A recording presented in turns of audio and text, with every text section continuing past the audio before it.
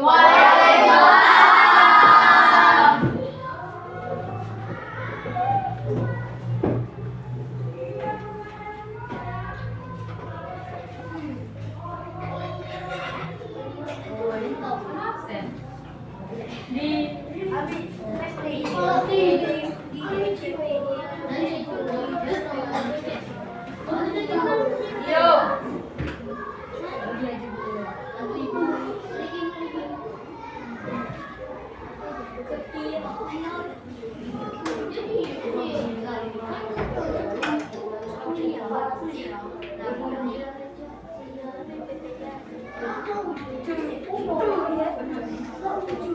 baik. Assalamualaikum warahmatullahi wabarakatuh. Waalaikumsalam warahmatullahi wabarakatuh. Apa kabarnya hari ini? Alhamdulillah, luar biasa. Tetap semangat, Allahu Akbar. Masya Allah, semangat kali kalian ya. Oke, sekarang Ibu absen terlebih dahulu.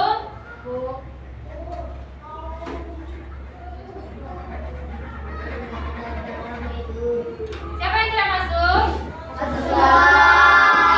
Alhamdulillah, berarti nihil ya.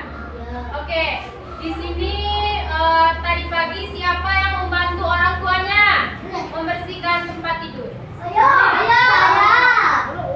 Nah, oke, baik. Nah, itu adalah salah satu kewajiban kita di rumah. Nah, oke, baik. Di sini kita akan belajar mengenai hak dan kewajiban di sekolah, di rumah, dan di masyarakat. Ada yang tahu nggak apa itu pengertian hak dan kewajiban? Yang bisa jawab tunjuk tangan. Jangan tadi yang apa-apa tunjuk tangan. Berpendapat, berani berpendapat. Ayo angkat tangan, itu apa? Ada nggak? Ada yang kita miliki dari kecil. Lagi, siapa? Aku. Adalah yang kita miliki dari kecil. Semuanya benar, baik. Ayo. Ayo, Mas. Dulu.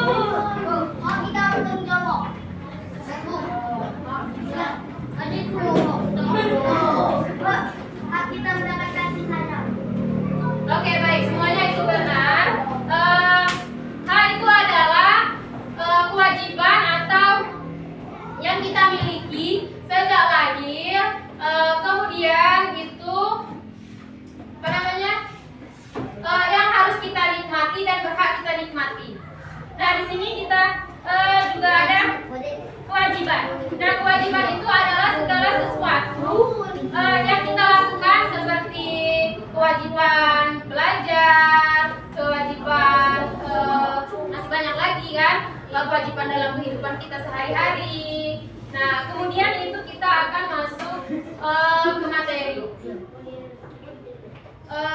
Tujuan kita belajar hak dan kewajiban itu adalah untuk mencontohkan pribadi kita di dalam kehidupan sehari-hari. Paham? Nah, di sini kita akan belajar mengidentifikasi hak di rumah, di sekolah, dan di masyarakat.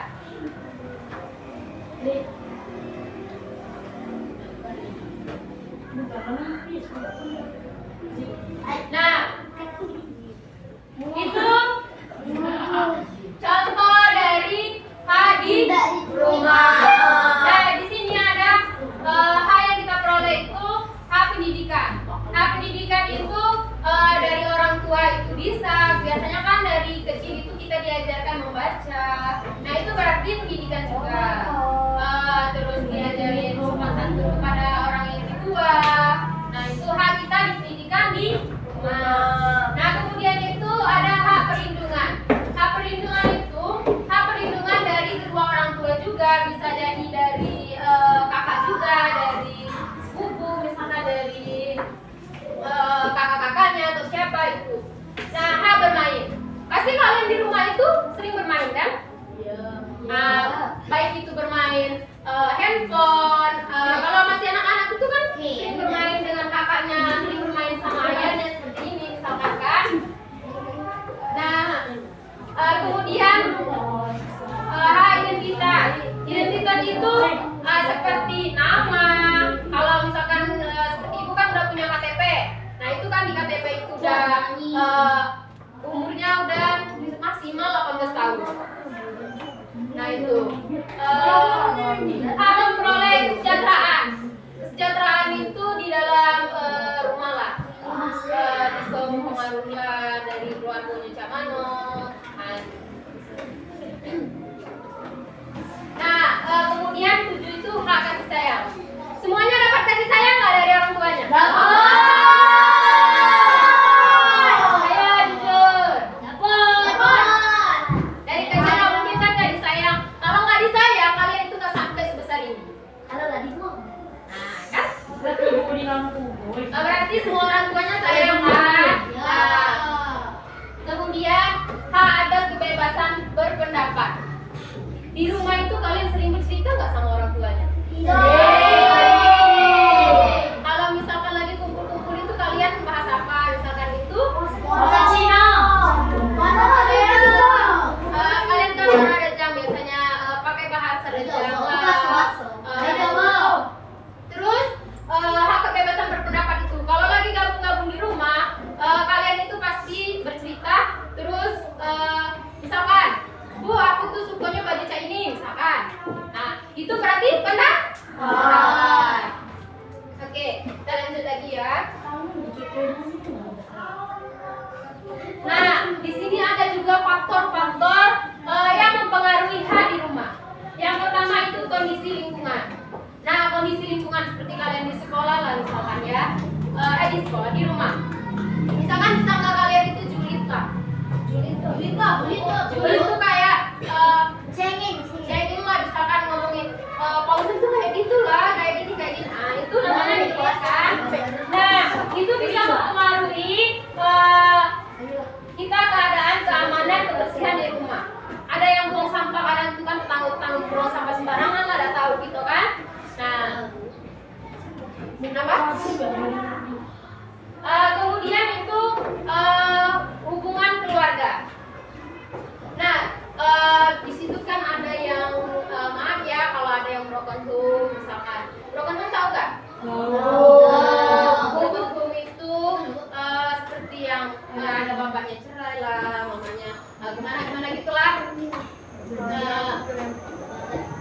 Ya dihukum. Ada nggak kalau kalian ini yang broken home? Apa?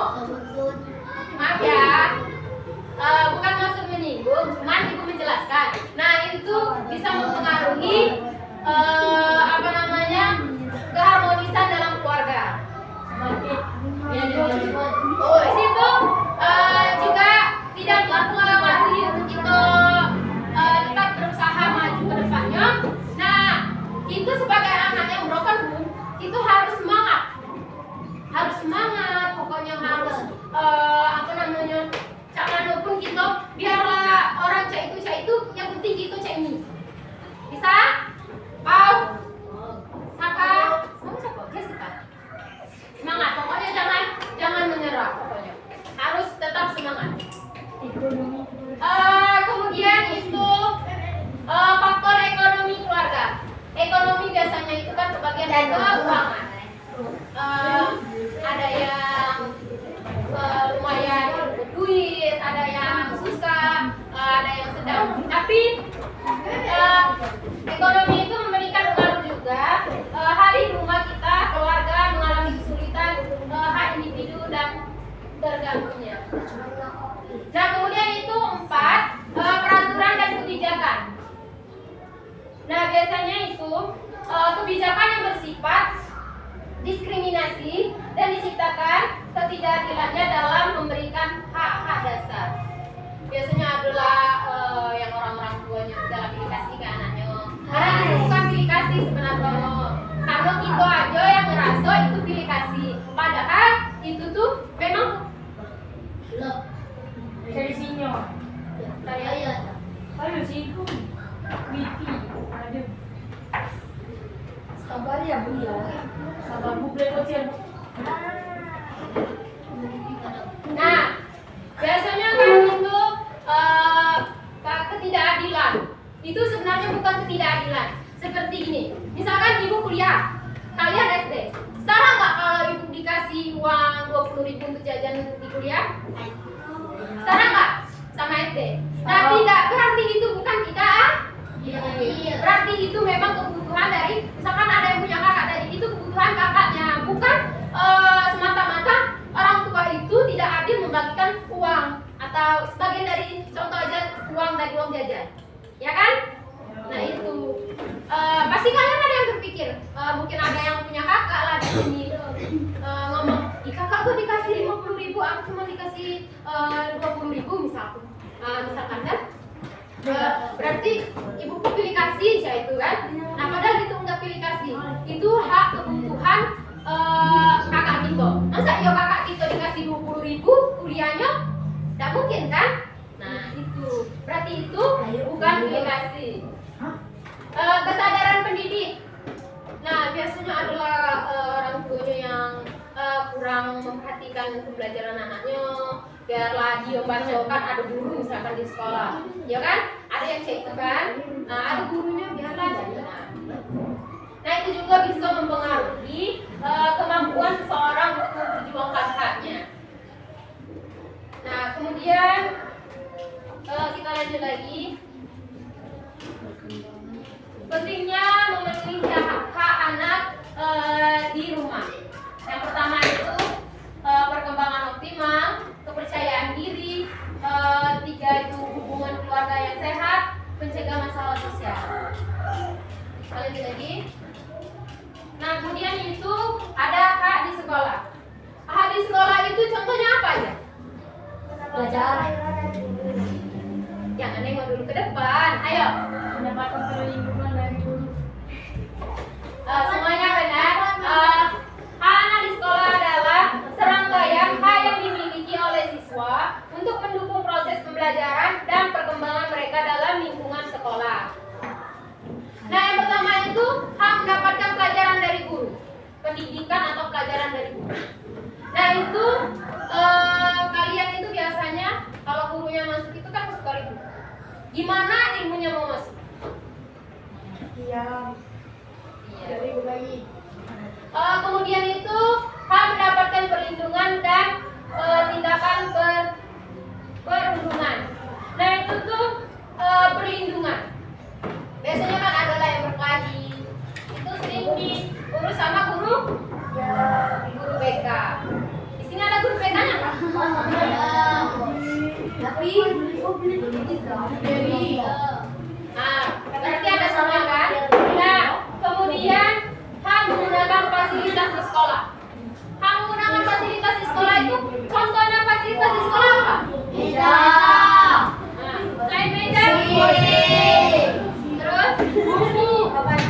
Nah, kalau kalian punya meja, punya papan tulis, punya ini, kalau punya rumah gimana naruhnya? Mati. Luar. Berarti punya ruangan juga. Nah kemudian hak mendapatkan perlakuan yang adil. Perlakuan yang adil tadi seperti yang ibu contohkan, seperti hak yang di rumah tadi. Kemudian hak berteman dengan siapa saja. Nah hak berteman dengan siapa saja itu, misalkan biasanya teman-teman kita kalau masih SD itu galak kita galak berteman karena misalkan Ada circle. pakai circle. Itu sebenarnya nggak boleh. Semuanya harus berteman. Apalagi itu mengerjakan tugas. Kalau ada tugas kelompok atau gimana itu harus punya teman-teman tadi, jangan pakai circle. Kalau circle, misalkan yang ini bagian yang ini aja. Yang lain, jangan kalau yang ini misalkan di bagian sini ada yang pintar, di bagian sini semuanya yang pintar, yang bodoh kemana? Bukan, misalkan bukan yang bodoh lah, ibarat kurang di bagian camanonyo. Misalkan ada tuh tugas kelompoknya, misal membuat atau peta lah atau apalah. Nah misalkan kalau digabung yang pintar sama yang pintar, yang mohon maaf yang agak kurang pintar tadi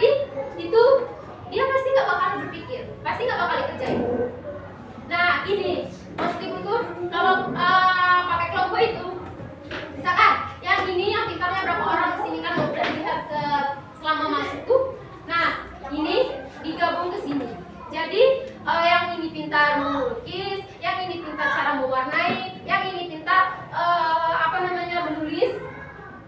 Terus menulis kaligrafinya atau gimana. Nah, itu pintar membuat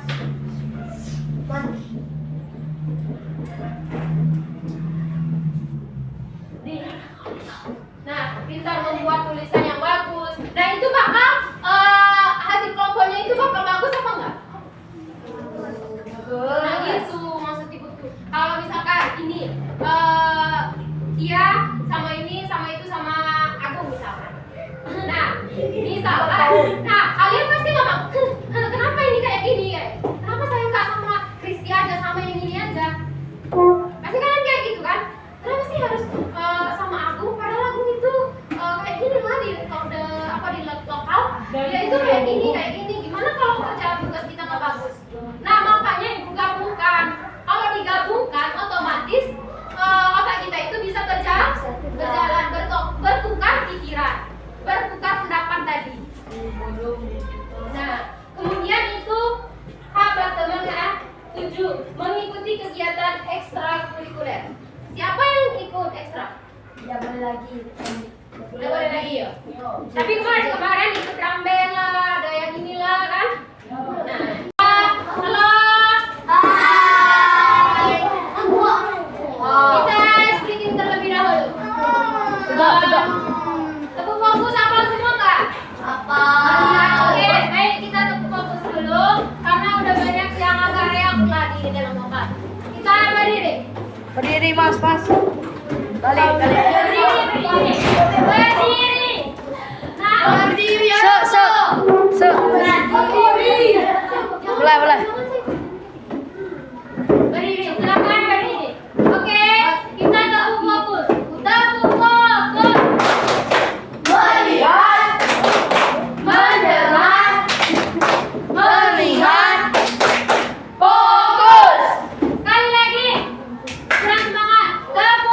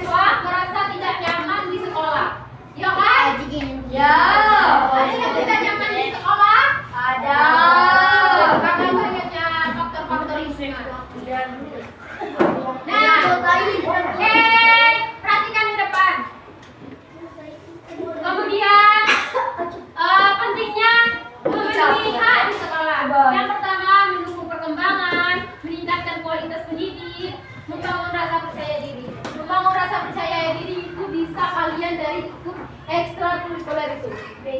Kalau kita ikut ekstrakurikuler itu kita bisa percaya diri, misalkan itu menari, kita bisa percaya diri itu kalau sudah tampil di depan orang banyak. Seperti ibu pernah melihat Kristi, dia pidato ceramah pas maulid Nabi. Nah, pas maulid Nabi kan dia sudah merasa percaya diri, dia berani tegak di depan orang banyak, dia sudah ceramah di depan orang banyak, bahkan itu di depan guru-guru yang lain. Berarti itu percaya diri. Oke, kita lanjut lagi. Yang ketiga, di masyarakat. Nah, di masyarakat itu adalah serangkaian yang diakui dan dilindungi dan didukung untuk kesejahteraan kita di masyarakat. Nah, yang pertama itu ada hak hidup di lingkungan. Agar itu berhak hidup di lingkungan itu hidup bebas lah, dikatakan hidup bebas di lingkungan. Tidak perlu ada yang tekan-tekanan. Nah, yang kemudian hak untuk berpartisipasi. Kalau berpartisipasi itu seperti kita kalau ada kegiatan gotong royong kita harus ikut. Itu namanya berpartisipasi. Oke. Kemudian itu hak mendapatkan perlindungan hukum. Nah, sudah ibu jelaskan perlindungan hukum itu misalkan jadi ada yang kehilangan rumah warganya itu misalkan kehilangan motor. Itu pertama kali mengadu ke kepala desa. Nah, kemudian dia baru dibawa ke polsek atau ke jalur hukum. Kemudian hak memperoleh kesehatan dan kelayakan. Kesehatan itu kita bisa membersihkan lingkungan kita. Hak memperoleh kesehatan yang layak. Nah, kita itu bisa biasanya di desa itu banyak ada yang namanya bidan desa. Bidan desa, itu perawat desa, kan yang galak ini ngasih obat, ini obat, terkatakan kaki gajah, obat cacing, itu namanya bidan desa, itu dari perawat desa. Nah, kemudian untuk menjaga kelayakan dan kebersihan kita itu harus membantu warganya itu untuk membuang sampah tidak sembarangan, membersihkan lingkungan, itu biar kita hidup sehat. Kemudian mengeluarkan pendapat dan apresiasi. Mengeluarkan pendapat sudah ibu jelaskan tadi, yang seperti di dalam keluarga tadi. Yang di dalam keluarga tadi kan sudah paham? Yang di dalam keluarga tadi, misalkan misalkan mengadakan lomba turnamen lah biasanya itu lomba turnamen voli misal. Nah, kata si Saka sebagai ketuanya, ketua turnamen voli tadi. Kata si Saka gini, Bu, Pak, karang tarunanya lah. Karang tarunanya. Nah, karang tarunanya itu ketuanya itu Saka. Gini, kata si Saka. Kata Saka ngomong gini, kita lomba turnamennya itu pada tanggal sekian. Nah, si Zakia, hanya tanggal sekian aja karena orang libur, misal. Nah, itu berarti si Zakia mengeluarkan pendapat. Oke, kita lanjut lagi. Faktor yang mempengaruhi di masyarakat itu. Yang pertama adalah kesadaran di masyarakat. Kesadaran di masyarakat. Masyarakat itu siapa? Itu tadi. Kita. Nah, itu kesadaran di masyarakat itu bisa juga mempengaruhi. Kemudian konflik sosial. Sering terjadi konflik sosial di masyarakat seperti pertikaian. Nah, pertikaian itu pertengkaran. Sering kali kan banyak yang di desa-desa itu pertengkaran atau gimana gitu. Nah, itu namanya pertikaian. Itu sangat mempengaruhi kita di masyarakat. Kemudian kondisi ekonomi. Kondisi ekonomi itu tidak bisa banyak juga sih karenanya yang sini-sini gitu kan. Misalkan nih di rumah, misalkan ayah. Ini anak misalkan sederhana. Nah, misalkan anak di bawah yang rendah lah ya katakan. Nah, itu juga bisa mempengaruhi kita di lingkungan masyarakat. Kemudian kemudian di sini kalian sudah paham belum dengan yang ibu jelaskan dari ketiganya? Paham nggak? Apa itu H di sekolah? Mata pelajaran naik dulu. Apa H itu di masyarakat? Bergotong royong. Hah? H di masyarakat tadi apa? Bergotong royong. Menjaga kebersihan itu sebagai hak dan kewajiban juga. Nah, kalau di rumah Mendapatkan kasih sayang. Oke. Mendapatkan kasih. Nah, di sini kita ibu ada soal, silakan dikerjakan dalam waktu 15 menit. Nanti kalau ibu suruh pukul, silakan pukul. Nanti kalau nggak ada yang kalau masih ada yang ingin ditanyakan, silakan tanyakan dulu setelah. Ada yang ingin ditanyakan? Oke, berarti insya Allah kalian sudah paham semua. Ibu kasih soal, silakan nanti dikumpulkan.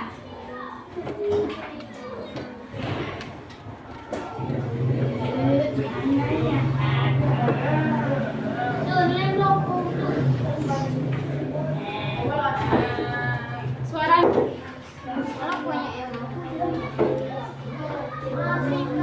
Lagi oh ya.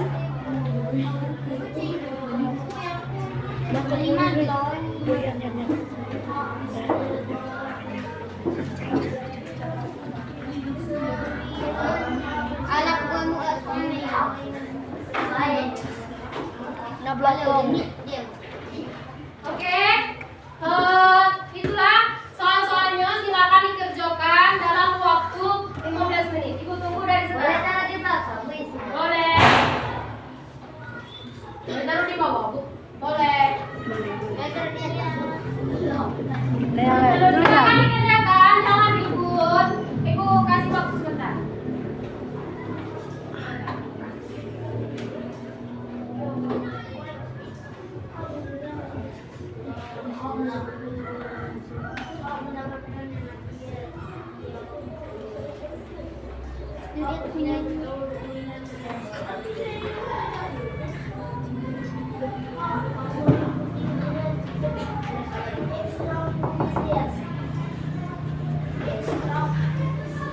Ekstrakuler.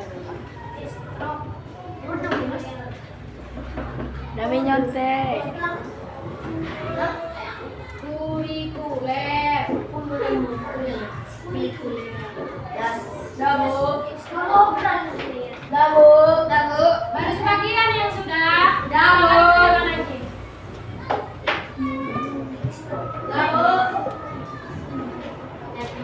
Sudah. Silakan ikut. Yang belum silakan kerjakan dulu.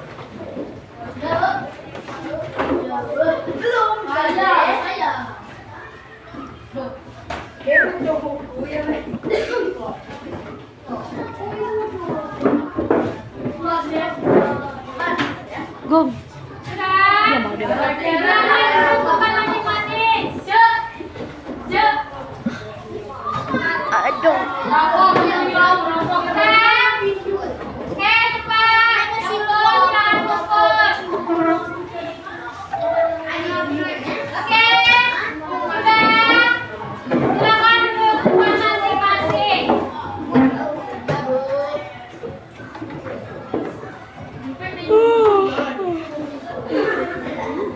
Oke, nah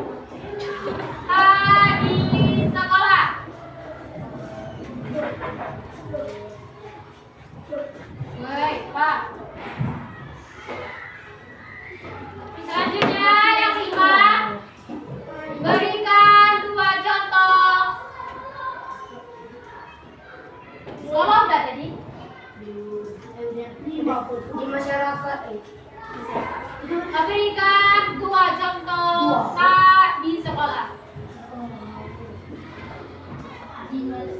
Sudah? Ya.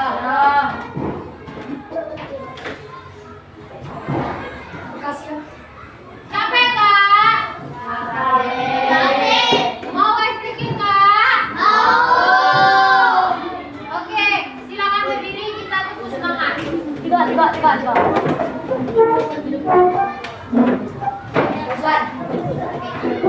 Silakan berdiri, kita tepuk semangat. Lisa. Lem. Semangat. 1, 2, 3, tepuk semangat. Semangat.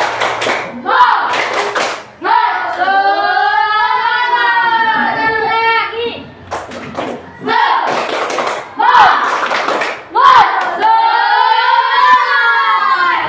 Oke, silakan duduk. Silakan duduk. Jadi kesimpulannya kita belajar hari ini H di sekolah, H di rumah dan di masyarakat. H di sekolah sangat penting karena berfungsi bahwa memastikan siswa itu belajar atau tidaknya, kemudian mendapatkan kelayakan di sekolah untuk belajar. Apakah itu adil, apakah di sekolah itu aman, itu H di sekolah. Kemudian H di rumah. Di rumah itu sangat penting karena mempengaruhi perkembangan dan penciptaan dan di lingkungan keluarga itu hidup harmonis. Kemudian H di masyarakat. Nah,